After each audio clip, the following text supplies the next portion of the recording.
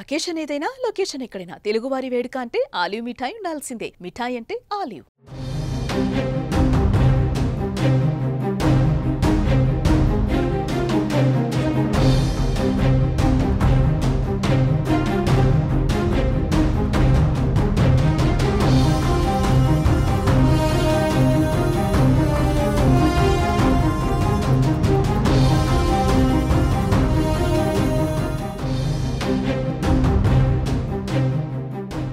పహల్గామ్ ఉగ్రదాడి తర్వాత భారత్ ఏ దశలోనూ పాక్కి ఛాన్స్ ఇవ్వలేదు.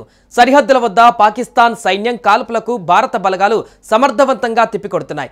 మరోవైపు అరేబియా సముద్రంలో విమాన వాహన నౌక ఐఎన్ఎస్ విక్రాంత్ మోహరింపు పాకిస్తాన్కు గుబులు పుట్టిస్తోంది. అత్యాధునిక యుద్ధ నౌక విక్రాంత్ కదలికలు పాక్ నేవీకి కంటి మీద కునుకు లేకుండా చేస్తోంది.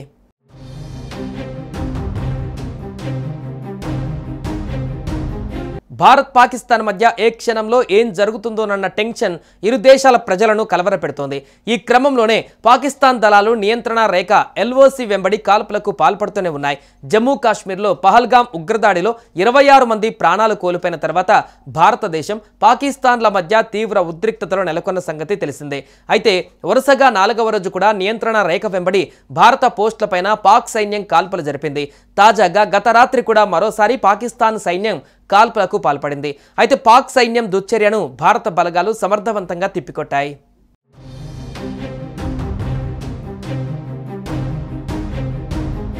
మరోవైపు ఉగ్రదాడి అనంతరం భారత నౌకాదళం చేపట్టిన చర్యలలో ముఖ్యమైనది విమాన వాహక నౌక ఐఎన్ఎస్ విక్రాంత్ మోహరింపు. ఇది కర్ణాటకలోని కార్వార్ నౌకాస్థావరం నుంచి పశ్చిమ నౌకాదళ కమాండ్లో చేరినట్లు శాటిలైట్ చిత్రాలు స్పష్టం చేశాయి.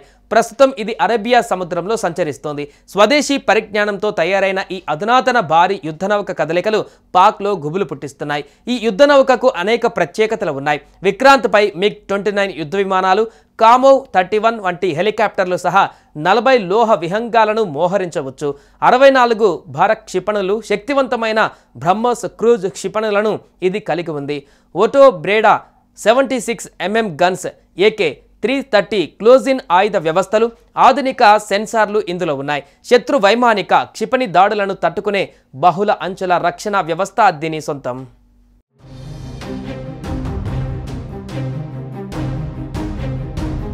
భారత నౌకాదళ బలం ముందు పాక్ నేవీ ఎందుకు పనికిరాదని నిపుణులు అంటున్నారు. భారత వద్ద శక్తివంతమైన విమాన వాహక నౌకలు, అణు జలంతర్గాములు ఉండగా పాక్ వద్ద ఇలాంటివి లేవు. చైనా నుంచి సమకూర్చుకున్న వార్షిప్లే ఆ దేశం వద్ద ఎక్కువగా ఉన్నాయి. పాక్ నేవీకి చైనా తయారీ టైప్ 054 A/P ఫ్రిగేట్లు, టర్కీ నిర్మిత మిల్జెమ్ కార్వెట్లే ఆధారం. వీటిలో అనేకం ఇంకా తయారీ దశలోనే ఉన్నాయి. ఇక చైనా నుంచి సమీకరిస్తున్న హాంగోర్ తరగతి సబ్మెరైన్లు 2028 నాటికి గానీ అందే అవకాశం లేదు. మరోవైపు భారత నౌకాదళ ఆధునీకరణ జోరుగా సాగుతుంది. ఈ నేపథ్యంలో భారత నౌక దిగ్బంధం ఉచ్చును తిప్పికొట్టే సామర్థ్యం పాక్ నేవీకి లేదంటున్నారు.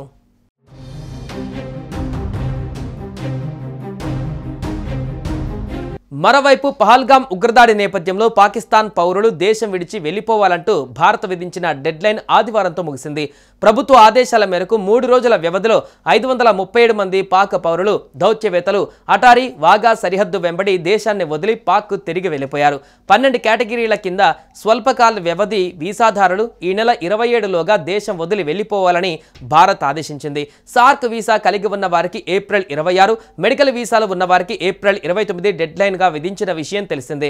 అదేవిధంగా భారత్కు చెందిన 14 మంది దౌత్యవేత్తలు సహా 850 మంది ఈ అంతర్జాతీయ సరిహద్దు గుండానే భారత్కు చేరుకున్నారు. ఒకవేళ ఆదేశాలు ధిక్కరించి ప్రభుత్వం విధించిన డెడ్లైన్ లోగా భారత్ విడిచి వెళ్లని పాకిస్తానీయులను అధికారులు అరెస్టు చేస్తారు. వారికి 3 ఏళ్ల జైలు శిక్ష లేదా 3 లక్షల జరిమానా లేదంటే 2 శిక్షలు విధిస్తారు.